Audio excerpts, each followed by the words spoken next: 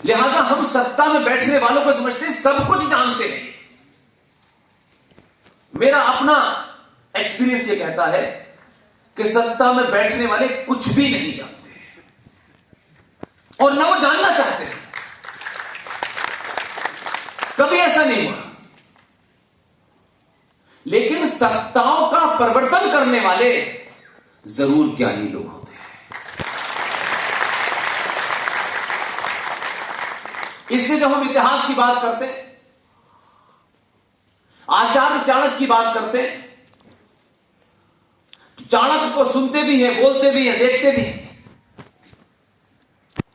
लेकिन पिछले 70 सालों में इस आधुनिक भारत के अंदर मैंने और आपने अपने बेटों को सीईओ बनाया, इंजीनियर बनाया, डॉक्टर बनाया या बड़े बड़े बिजनेस कराए और पूरे समाज ने अपने अंदर से चाणक्य नहीं पैदा किए, चाटुकार पैदा किए।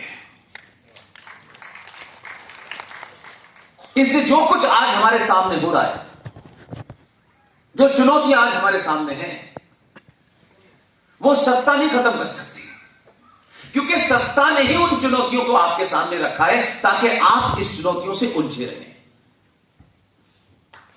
और आप एक लंबे समय तक सोए हैं और उन सत्ताधारियों के बनाए हुए उस कुचक्र के अंदर लगातार आप फंसे हुए हैं। इसलिए सच सुनना न सत्ता चाहती न व्यवस्था चाहती।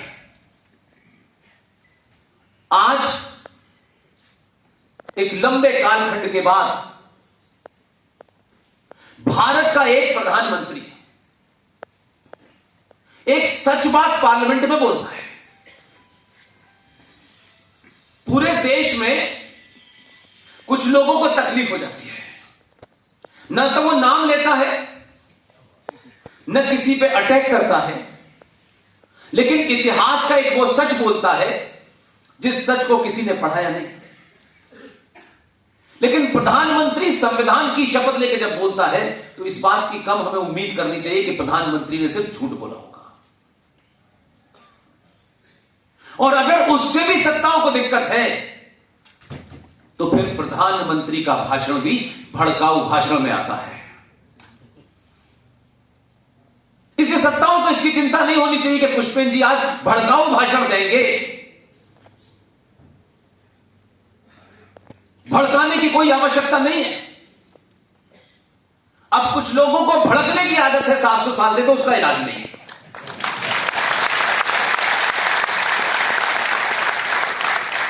भारत का प्रधानमंत्री संविधान की शपथ भी लेता है और पार्लियामेंट में खड़े होकर के अपने पहले भाषण में कहता है कि हम 700 साल की गुलामी के बाद आज हम यहां पहुंचे हैं। यकायक एक जोकर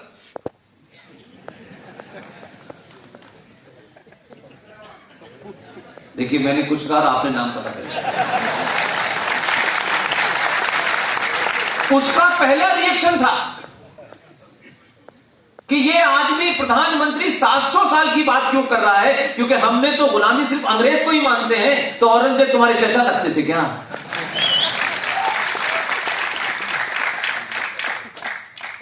और अगर गुलामी की बात है तो ये तमाम सारे आक्रांता जो आए इस भारत के अंदर, हमारे सनातन इतिहास में एक घटना पूरी दुनिया में कोई ये नहीं कह सकता कि हमने कभी किसी की गर्दन पे तलवार रख के कहा हो कि तुम अपना मत बदल लो। हमने आज तक नहीं कहा। हमारे युद्ध के नियम भी इतने महान थे कि सूरज डूबने के बाद युद्ध समाप्त हो जाता था और दोनों कैंपों में एक दूसरे की मरहम पट्टी करने के लिए लोग जाते थे। हम उस आदर्श के लोग हैं, हम उन परंपराओं के लोग हैं। लेकिन इत्तेफाक से आपको अपनी परंपराओं पे बहुत घमंड रहा। आपने उन आदर्शवाद को जीने की कोशिश की, लेकिन कुछ लोग जो इस दौर में जगह जगह रेगिस्तानों में पैदा हुए, उनका आदर्श ही कुछ और है। हमारे युद्ध के नियम तब से लेके आज तक, आज इस आजाद भारत के अंदर आज भी हमारा कोई मुकाबला कर नहीं सकता। हम जिन आदर्शों, भले ही उन आदर्शों के कारण हमें कुछ तकलीफ हुई हो, तब भी यह ऐसा नहीं था कि महाभारत काल के अंदर ही ऐसे आदर्श थे। 1971 में न महाभारत था, न कुरुक्षेत्र था। इस्लामिक रिपब्लिक ऑफ पाकिस्तान से हमारा युद्ध हुआ। इसलिए जो लोग कभी कभी ये कहते हैं कि हिंदू इंटॉलरेंट हो गया है, दोबारा मत कहिएगा। हिंदू की नसों में इंटॉलरेंट है ही नहीं। लेकिन अगर आपने उसको इंटॉलरेंट बनाया तो बहुत मुश्किल होगी। वो इंटॉलरेंट ना रहे, ये आपकी उन सब की जिम्मेदारी है जो उसको रोज चुनौती देते हैं चौराहे चौराहे। सन 1971 में ईस्ट पाकिस्तान, जहां भारतीय सेनाओं ने बांग्लादेशी मुसलमानों को, पंजाबी मुसलमान जो पंजाब के थे पाकिस्तान के, उनके अत्याचारों से आजाद कराने के लिए ईस्ट पाकिस्तान के हुक्मरानों की मदद पे भारतीय सेना वहां गई। इसलिए जब आप आधी आधी बात पढ़ेंगे तो पूरी बात पता नहीं चलेगी आपको। वहां गई, बांग्लादेश को पंजाबी पाकिस्तानी मुसलमान फौज से आजाद कराया। और वो किताब पढ़े जो पाकिस्तान के आर्मी के नंबर 2 ने लिखी। उसने वो बर्बरता दिखाई पूरी कि बांग्लादेश के अंदर उन बंगाली महिलाओं, बेटियों, बहनों के साथ ये कहते हुए रेप किया, फौज ने रेप किया, फौज के ऑर्डर से रेप हुआ कि हमें आने वाली नस्लों को सुधारना है। हजारों महिलाओं के साथ फौज ने ऑर्डर करके सामूहिक बलात्कार किया। ये उनकी सभ्यता है। हमने उसको बचाया, आजाद कराया, और पाकिस्तान के, इस्लामिक रिपब्लिक ऑफ पाकिस्तान के 93,000 फौजी जो शुद्ध रूप से 24 कैरेट के मुसलमान थे,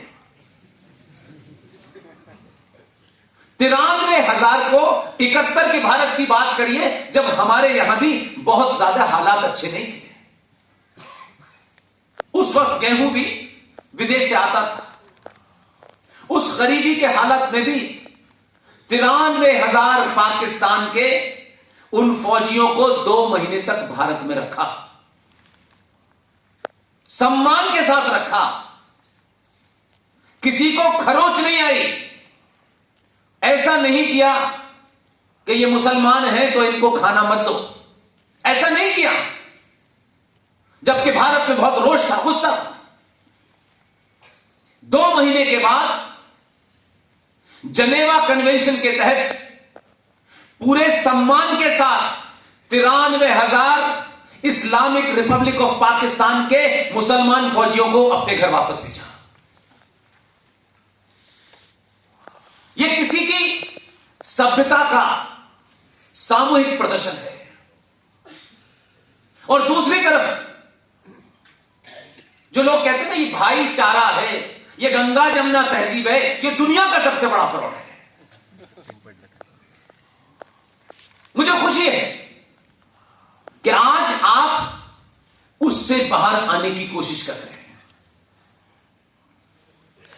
कि 700 साल के बाद कम से कम इस सोशल मीडिया ने आपको यह समझा दिया कि भाई कौन है और चारा कौन है।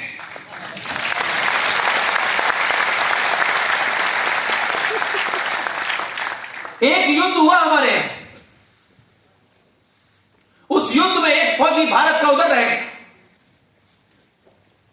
इस्लामिक रिपब्लिक ऑफ पाकिस्तान की जो इस्लामिक आर्मी थी उधर रह गया था। फौज का नियम होता है हर फौजी अपने देश के लिए लड़ता है, इसलिए फौजी इधर चला जाए या उधर चला जाए, उसके साथ कुछ भी छेड़छाड़ इसलिए नहीं कर सकते कि वो फौजी अपने मुल्क को रिप्रेजेंट, उसकी निजी तौर पे आपसे कोई झगड़ा नहीं है, उस देश का ऑर्डर है, इसलिए वो लड़ रहा है। लेकिन ये दो सभ्यताओं को, दो तहजीब, दो सिविलाइजेशन, जो कहते हैं ना हमारी सिविलाइजेशन, जब हम आए थे 1400 साल पहले तभी आपने कपड़े पहनना सीखा। सिविलाइजेशन का फर्क देखिए, एक फौजी इस्लामिक रिपब्लिक ऑफ पाकिस्तान की तरफ रह गया, पता चल गया कि हमारा एक फौजी उधर रह गया, क्योंकि जिस किताब से आप प्रेरित हैं,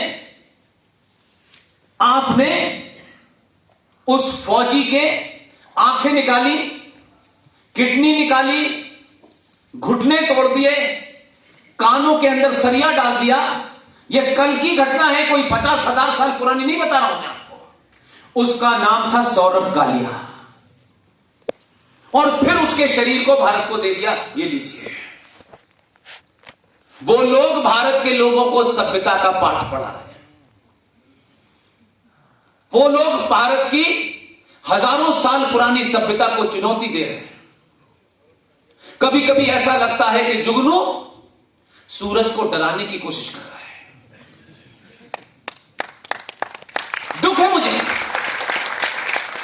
खुशी है मुझे इस बात की कि आज देश भर में आप किस पार्टी के हैं, किस पार्टी को वोट देते हैं, यह आपका निजी मामला है।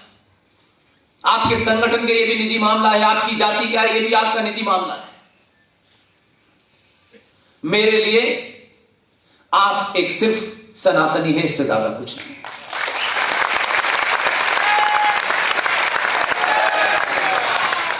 इसलिए सभ्यताओं का पाठ हमें वो ना पढ़ाएं जो ये समझते हो कि सत्ता के किसी पद पे बैठने के बाद मेरे एक साथी को, एक पत्रकार को ये कहें कि हम इस पत्रकार को इतना टॉर्चर करेंगे कि ये आत्महत्या करने पे मजबूर हो जाएगा, क्योंकि उसने इस देश की पत्रकारिता का नैरेटिव बदल दिया। उसके डिस्कोर्स में सरकार नहीं है, राष्ट्र है। इससे कुछ लोगों को तकलीफ हो रही है। वो पहला ऐसा पत्रकार है जो अंग्रेजी में बोलता है, हिंदी वाला समझने लगता है। वो भले अंग्रेजी में जानता हो, लेकिन जानता है कि इसके भाव, इसके एक्सप्रेशन उसको समझ आ जाते हैं। और कुछ लोग उसे डरा करके उसको धमकाएं, उसको बंद कर दें, तो अभी वो अकेला नहीं है, पूरा राष्ट्र उसके साथ खड़ा हो गया।